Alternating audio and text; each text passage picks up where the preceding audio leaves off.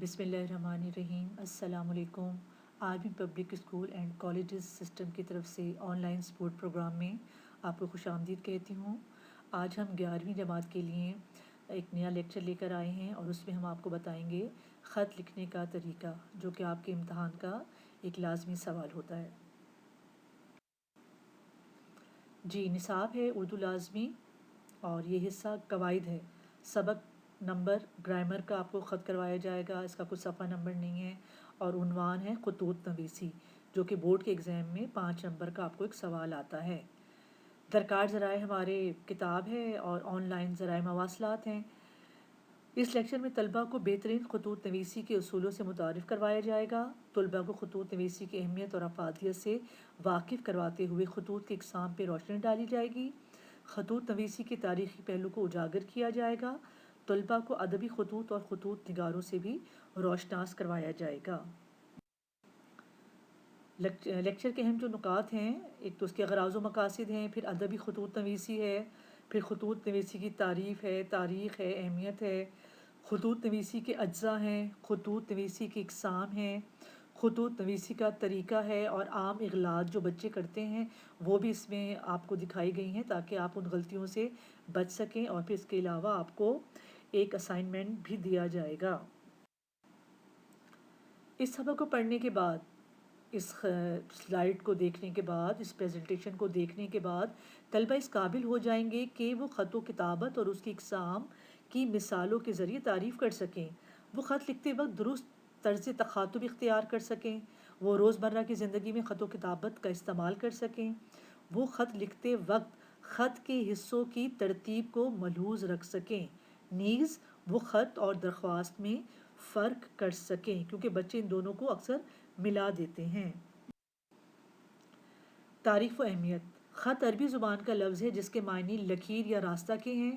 عام طور پہ خط سے مراد وہ تحریر ہے جس میں کوئی شخص اپنے دوستوں، رشتہ داروں یا پھر کسی سرکاری یا تجارتی ادارے کو بطور رابطہ ارسال کرتا ہے۔ عربی زبان میں خط کو مکتوب، لکھنے والے کو کاتب یا مکتوب نگار، اور جسے خط لکھا جائے اسے مکتوب الیہ کہتے ہیں۔ خطوط نویسی ایک فن کی حیثیت رکھتا ہے اور زمانہ قدیم سے یہ رابطے کا ذریعہ رہا ہے۔ نبی اکرم صلی اللہ علیہ وآلہ وسلم نے بھی دوسرے ملکوں کے سربراہان کو خط لکھے، یا آپ نے یقیناً کتابوں میں پڑھا ہوگا کہ دعوت اسلام کے لیے غیر مسلم بادشاہوں کو رسول پاک نے خط لکھے تھے۔ اور یہ دیکھیں، ہم نے ایک یہ مثال جو ہے رسول پاک کے خط کی وہ بھی آپ کے سامنے لگائی ہے، جسے دیکھ کے آپ کو بہت اچھا محسوس کریں گے۔ لیکن موجودہ دور الیکٹرانک میڈیا کا دور ہے، جس میں خطوط نویسی کی جگہ email, fax, S M S, WhatsApp وغیرہ سے رابطے جو استوار کیے جا رہے ہیں، مگر خطوط نویسی کی اہمیت اپنی جگہ مسلم ہے، ہم اس سے انکار نہیں کر سکتے۔ اب آئیے خطوط کی اقسام کی طرف۔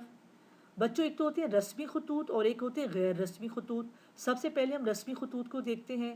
ان کو معاملاتی خطوط بھی کہتے ہیں۔ مثلاً کاروباری تجارتی خطوط ہوتے ہیں، یا سرکاری اداروں اور افسروں کو خطوط لکھے جاتے ہیں، یا دعوت نامے وغیرہ ہوتے ہیں، یا اخبارات کے مدیران کے نام۔ تو یہ کیا کہلاتے ہیں؟ رسمی خطوط۔ اور غیر رسمی کون سے ہیں؟ ان کو شخصی خطوط بھی کہتے ہیں۔ یہ عزیز و قارب کے نام ہوتے ہیں، دوستوں کے نام ہوتے ہیں، اور رشتہ داروں کے نام ہوتے ہیں۔ اب خط لکھتے وقت کیا لب و لہجہ ہو، جب ہم رسمی خط لکھ رہے ہوں یا جب ہم غیر رسمی خط لکھ رہے ہوں۔ تو رسمی خطوط لکھتے وقت رسمی، پرتکلف انداز، آداب و مراتب کا خیال رکھا جاتا ہے۔ لیکن جب غیر رسمی رکھتے ہیں تو غیر رسمی، ہمارا رویہ بڑا بے تکلف سا، سادہ سا ہوتا ہے، کیونکہ ہم دوستوں سے باتیں کر رہے ہوتے ہیں، اپنے رشتہ داروں سے باتیں کر رہے ہوتے ہیں، والدین سے باتیں کر رہے ہوتے ہیں۔ اس میں کوئی بہت ہی زیادہ جو ہے رسمی باتیں اور ادب آداب جو ہے وہ ملحوظ خاطر نہیں رکھنے پڑتے۔ اب ادبی خطوط نویسی کے حوالے سے دیکھیں تو اردو ادب میں خطوط نویسی کی ابتدا مرزا غالب سے ہوتی ہے، جنہوں نے اردو میں آسان زبان و بیان کے ساتھ خطوط تحریر کیے اور خطوط نویسی میں جدت پیدا کی۔ غالب خود فرماتے ہیں کہ میں نے مراسلے کو مکالمہ بنا دیا، یعنی جیسے دو آدمی آمنے سامنے بیٹھے ہوئے باتیں کر رہے ہیں۔ اب غالب کی تو پوری ایک کتاب چھپی عود ہندی کے نام سے، جس میں ان کی خطوط تھے جو انہوں نے اپنے دوستوں کو لکھے، رشتہ داروں کو لکھے، شاگردوں کو لکھے، اور ایک اور کتاب خطوط کی تھی اردو معلیٰ۔ تو یہ دونوں کتابیں غالب کی خطوط کی ہیں۔ پھر ابوالکلام آزاد کی غبار خاطر اور کاروان خیال، یہ بھی ابوالکلام آزاد نے اپنے دوستوں کو، احباب کو خطوط لکھے۔ یہ پوری کتابیں ان پہ شائع کی گئی ہیں۔ اب آئیے خط لکھنے کا طریقہ کار کیا ہے۔ تو سب سے پہلے دائیں طرف جہاں سے ہم خط شروع کرتے ہیں نا، ہم ایک حاشیہ چھوڑ دیتے ہیں، لائن ڈرا کر لیتے ہیں، اور پھر اس کے بعد ہم لکھتے ہیں۔ تو پہلی، دوسری اور چوتھی سطر لائن کے آغاز میں ایک یا دو لفظ کی جگہ چھوڑ کے، تھوڑا سا گیپ دے کے ہم پھر لکھتے ہیں۔ فوراً حاشیے کے بعد لکھنا نہیں شروع کرتے، تھوڑی سی جگہ چھوڑتے ہیں اور پھر لکھتے ہیں۔ جیسے کمرہ امتحان، تو حاشیے کے ساتھ تھوڑی سی جگہ چھوڑ کے لکھتے ہیں۔ اچھا، ہم سادہ اور مختصر فقرات خط میں استعمال کرنے چاہیے۔ بہت لمبے لمبے جملے جو ہیں وہ خط کا مزہ ختم کر دیتے ہیں۔ پھر مخاطب کی عمر، حیثیت اور رتبے کے مطابق ہمیں موضوع الفاظ کا استعمال کرنا ہے۔ غیر ضروری طوالت سے گریز کرنا ہے، حد سے زیادہ اختصار بھی نہیں کہ بات ہی سمجھنا ہے۔ اب دیکھیے آپ کے سامنے ایک خط میں نے نمونے کے طور پہ لکھا ہے کہ آپ نے بورڈ میں اس طرح لکھنا ہے۔ سب سے پہلے دیکھیں، ایک ہم نے حاشیہ چھوڑ دیا تھا، ایک لائن ڈرا ہو گئی، اور جب ہم نے کمرہ امتحان لکھا تو ہم دیکھیں ایک لفظ چھوڑ کے لکھا ہے نا، کمرہ امتحان آ گیا، شہر الف بے جیم آ گیا، پھر مورخہ جو ہے وہ ہم نے لگا دی، اور اس کے بعد اپنے والد کے نام ہم خط لکھ رہے ہیں تو دیکھیں وہ، اور اس کے بعد ہم نے ندائیہ کی علامت ڈالی ہے، ایکسکلیمیشن مارک ڈالا ہے۔ اس کے بعد ہم نے جو کمرہ امتحان، الشہر اور تاریخ کے نیچے السلام علیکم لکھا اور ندائیہ ڈالا، اور اس کے بعد ہمارے خط کا آغاز ہوا۔ پہلے پیراگراف میں ہم نے جو ہے تمہید باندھی خط کی، اور دوسرے پیراگراف میں ہم اپنے اصل مقصد کی طرف آئے، اور تیسرے میں ہم نے الوداعی کلمات کہے، اور جب ہماری بائیں طرف اینڈنگ آئے گی خط کا اختتام، تو ہم نے کیا لکھا، آپ کا فرما بردار بیٹا اور الف بے جیم، یعنی آپ بورڈ کے امتحان میں اپنا نام، اپنا کالج، اپنا رول نمبر ہرگز مینشن نہیں کریں گے۔ یہ بات ذہن نشین کر لیں، ورنہ نمبر کٹ جاتے ہیں کہ پتہ نہیں آپ جان بوجھ کے اپنا رول نمبر بتا رہے ہیں، پتہ نہیں جان بوجھ کے اپنے کالج کا نام بتا رہے ہیں تاکہ آپ کو کچھ جاننے والا پیپر چیک کر لے تو آپ کو اچھے نمبر مل جائیں۔ تو اس لیے ہر چیز سیکرٹ رکھنی ہے، یہ بورڈ کا رول ہے۔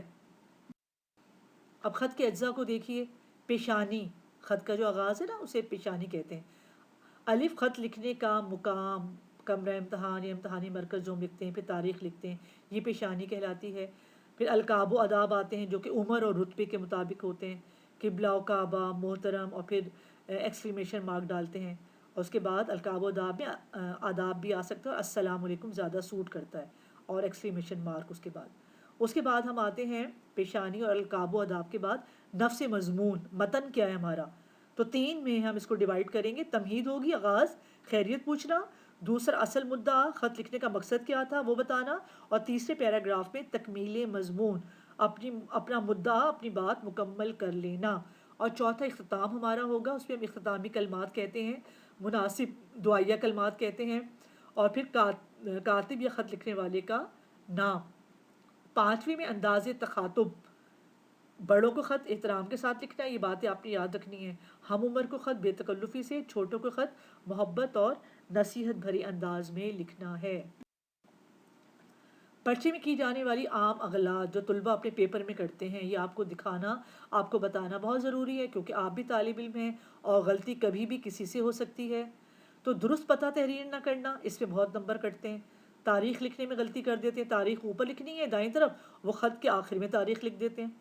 انداز تخاطب میں غلطیاں کرتے ہیں، جیسے والد کو خط لکھنا ہے تو جناب عالی لکھ دیا، تو یہ تو جناب عالی والد کو نہیں لکھنا، یہ تو درخواست کا انداز ہے، تو خط کو درخواست کو ملانا نہیں ہے۔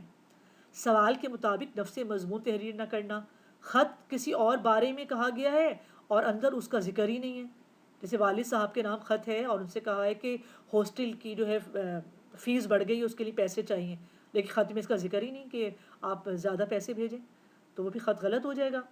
درخواست کے ساتھ ملا دینا، یہ سب سے بڑی غلطی ہے کہ بچے خط اور درخواست کو مکس کر دیتے ہیں، کہ اوپر والا پیٹرن خط کا آ گیا، نیچے والا درخواست کا آ گیا۔ درخواست جو ہے وہ خط میں دائیں جانب سب سے اوپر لکھتے ہیں، اوپر والے حصے میں لکھتے ہیں پیشانی پہ، جبکہ درخواست میں جو ہے وہ اختتام پہ لکھتے ہیں، تو بچے غلط کر دیتے ہیں۔ تو یہ آپ نے بہت دھیان سے دیکھنا ہے۔ عنوان لکھ دینا، عنوان لکھنے کی ضرورت نہیں ہے آپ کو بالکل خط میں، وہ بورڈ والوں نے آپ کو دیا ہوا ہے، آپ کو بالکل بتانے کی ضرورت نہیں، آپ صرف سوال نمبر لکھیں گے اور خط کا آغاز کریں گے۔ یہ دیکھیے، یہ درخواست لکھی ہوئی ہے اور اس پہ دیکھیں تاریخ لکھ دی، الف بے جیم لکھ دیا، مورخہ جو ہے نیچے آنی تھی وہ اوپر، تو درخواست کو اور خط کو مکس اینڈ میچ کر دیا، کچھ سمجھ نہیں آ رہا۔ یہاں بھی یہی کیا ہے کہ مکس اینڈ میچ ہو گیا ہے۔ عنوان لکھنے کی بھلا کیا ضرورت تھی، عنوان بھی لکھ دیا انہوں نے۔ تو یہ غلطیاں آپ دیکھیں کس طرح املا کی بھی غلطیاں ہیں اور جو ہے صحیح اس کا پیٹرن فالو نہیں کیا جا رہا۔ ابھی آپ کا اسائنمنٹ ہے کار مفوضہ، اسائنمنٹ کو کہتے ہیں، لیکن اب آپ نے ابھی نہیں کرنا تو پھر کب کرنا ہے؟ جو آپ کو فرائیڈے سیٹرڈے سنڈے، تو آپ کوشش کریں کہ سنڈے کو آپ مجھے اسائنمنٹ بھیج دیں، اور یہ ہیں اپنے دوست کے نام خط لکھیں اور گرمیوں کی چھٹیوں میں سیر و تفریح کا منصوبہ بیان کریں، اور کسی اخبار کے ایڈیٹر کے نام خط لکھیں اور جگہ جگہ پھیلے ہوئے گندگی کے ڈھیروں کی وجہ سے پیدا ہونے والے خطرات سے آگاہ کریں۔ تو یہ دو خط تو یہ ہو گئے، ایک جو ہے غیر رسمی، ایک رسمی ہے۔ پھر میں یہ بھی چاہوں گی کہ کسی درسی کتاب سے گوگل کے ذریعے سے مرزا غالب کا خط تحریر کریں، تو گوگل سے بھی آپ کو غالب کا خط، یہ آپ کا اپنا ذاتی کام ہے کہ آپ غالب کا خط دیکھیں اور دیکھیں غالب کس طرح خط لکھا کرتے تھے، تو یہ بھی آپ نے کرنا ہے۔ جی تو آج ہی خط کا جو ہے سوال آپ کو جو ہے امید ہے سمجھ آیا۔ 5 نمبر کا سوال ہے، بورڈ میں آپ کو آئے گا، اور ان چھوٹے چھوٹے نمبروں سے 5 نمبروں سے جو ہیں وہ آپ کا جو ہے آپ کا ٹارگٹ اچیو ہوتا ہے کہ آپ آگے سے آگے بڑھتے چلے جاتے ہیں۔ 4 آپ نے نمبر یہاں سے اٹھائے، 5 نمبر وہاں سے لیے، 7 نمبر وہاں سے لیے، ایم سی کیوز میں 20/20 لیے، شارٹ کویسچن میں زبردست قسم کے نمبر لیے، اور اس طرح آپ کی پرسنٹیج انشاءاللہ بڑھ جاتی ہے۔ تو چلیں اپنا خیال رکھیے گا، دل لگا کے پڑھیے گا۔ اوکے، اللہ حافظ۔